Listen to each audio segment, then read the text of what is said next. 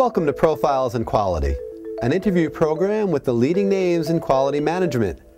I'm Mike Richmond, your host for this series of episodes. Today we chat with trainer, speaker, and author Mike Micklewright, an expert in lean systems. Mike, who writes a column for Quality Digest's Quality Insider e-newsletter, is an energetic proponent for self-sufficiency in U.S. manufacturing. To make Mike feel right at home, we met with him in a leaned-out hotel room in Chicago during the recent IMTS. In this first episode, Mike talks about the importance of root cause analysis, the continued relevance of W. Edwards Deming, and why U.S. organizations should be flexible in tools, but inflexible in principles. Mike, why is lean necessary for U.S. organizations, and how did these companies get to the point where lean was so important? Well, that's a good question. I love that question because actually you could probably reword the question to why do we have so much waste? I mean, that's what it really comes down to, is why is there so much waste in all of our organizations? And I really firmly believe that it really has to do with a lack of knowing and doing root cause analysis the right way. I mean, when you think about, if there's a late shipment or whatever it might be, and someone says, well, we can't ever afford that. We can't do that. We cannot have another late shipment to our customer. So someone says, all right, well, let's build up inventory. Let's do that. And they build up inventory and everyone's happy and everything goes on, life goes on, and yet we never figured out what was the root cause of the problem. So we build up another waste, inventory. And that's what we seem to do all the time, is just constantly not focusing on getting to the root causes of problems, which just creates more and more waste. My first job was with the Saturn Corporation of General Motors, and it was not even a project it was not even a corporation when I started with, it was a project. And I can remember one of the things that we all had to do was we had to be the best. So we were supposed to benchmark against Toyota. And I had all the fluid fill equipment. And one of the things that I wanted to do was benchmark something called a transmission top-off unit. Okay. It was a piece of equipment that all it did at the end of the assembly line, it would sense the level of transmission fluid in the transmission, and if there's too much, it'd suck it out, and if there's too little, it'd put more in. And so I went around and looked at all the different plants, and I went to the Toyota GM joint venture out in Fremont, California, the NUMMI plant, and I went out there and I asked the people of NUMMI, well, where's your transmission top-off? I want to see it. They said, well, we don't have one. I said, yeah, you do. I'll show you where it is. And I went to the end of the line, showed them where it should be, and it wasn't there. And that was the first time, and I was about 22, 23 years old, it was the first time that it hit me that all that was a big Band-Aid. Toyota didn't have it because they got to the root cause of their problems, and they didn't have to have this top-off equipment. So now we look at it today and we say, okay, well, let's study this process, and we have this top-off equipment. Well, that's excess processing, isn't it? Let's see if we can find a way of getting rid of it. Well, again, why do we need that? Why do we need to constantly look at that? Because we didn't get back to the root cause of the problem in the first place. And it's part of our society. It's everything that we do today. I mean, it's at home. I mean, if you want to go on a diet, do you get to the root cause of overeating, or do we just go and get our stomach stitched up, or take some diet pills, or go on some kind of new regimen where you don't have to exercise at all? You just eat something or do something, and it'll take the fat away. We don't get to the root causes of any of our problems. So how do American companies deal with that? I think what's most important is to really try to understand how to get to the root causes of problems. And it's very simple. I mean, take the 5 why approach. Just keep asking why, digging deeper and deeper and deeper. I mean, it's one of the cornerstones of the Toyota production system. Taiichi Ohno and Dr. Shigeo Shingo, they believed in getting to the root cause and asking why 5 times. And the funny thing is that, we get, many of us have learned not to ask why. And a lot of times it starts at a real early age in life.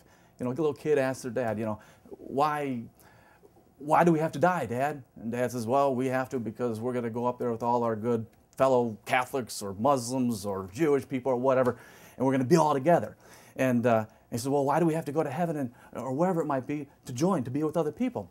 And the father says, well, it's just it's where all the good people go, and we're eternally happy, and we get rid of all of our sins, and we don't have any problems.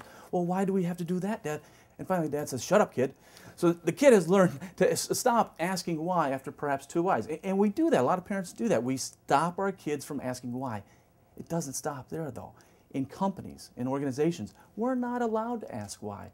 Asking why 5 times in a row or thereabouts is a natural thing to do.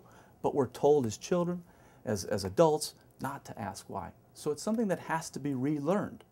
If we get to the root causes of problems, lean becomes natural.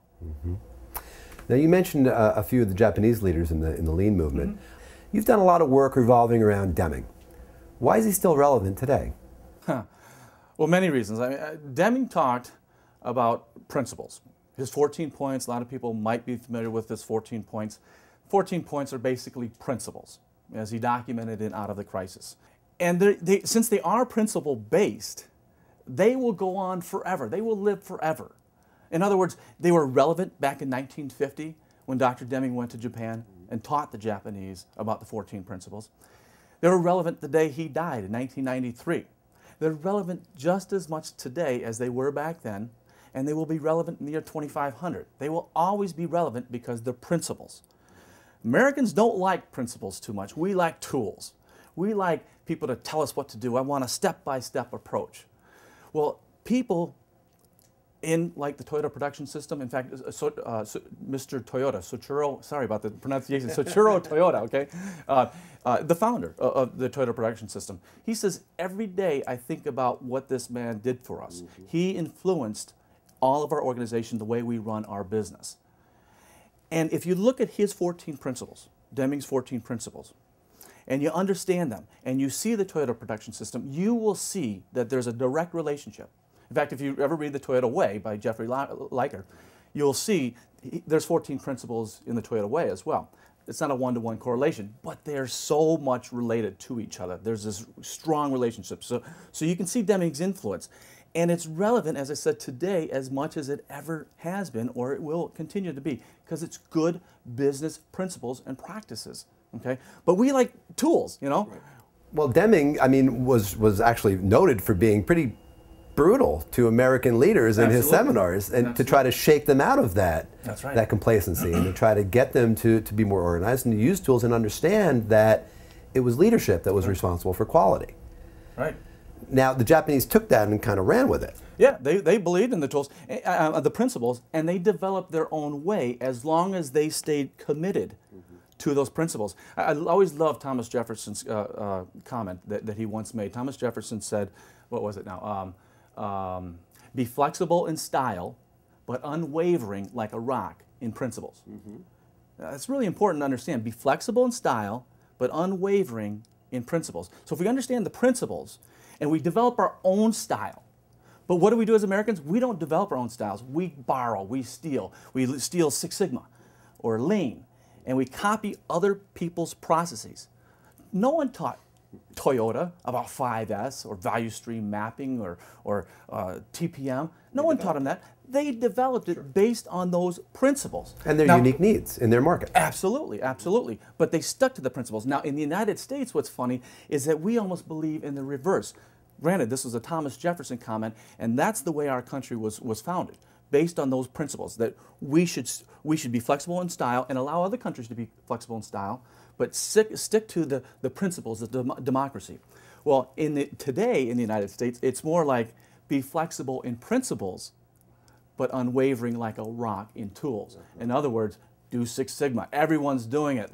That's the style, the Six Sigma, the Lean, and so forth, and ISO 9001. Those are the styles. But you know what? We can be flexible in principles like, yeah, let's do Lean, but at the same time, let's do some outsourcing. You know, because outsourcing, well, what do you have in outsourcing? You have basically the 8 ways. There's excess transportation, there's excess inventory because the transportation may be unreliable, there's waiting. So in outsourcing or offshoring, you have a lot of waste. And yet at the same time, those same companies are trying to do Lean. They're flexible in their principles.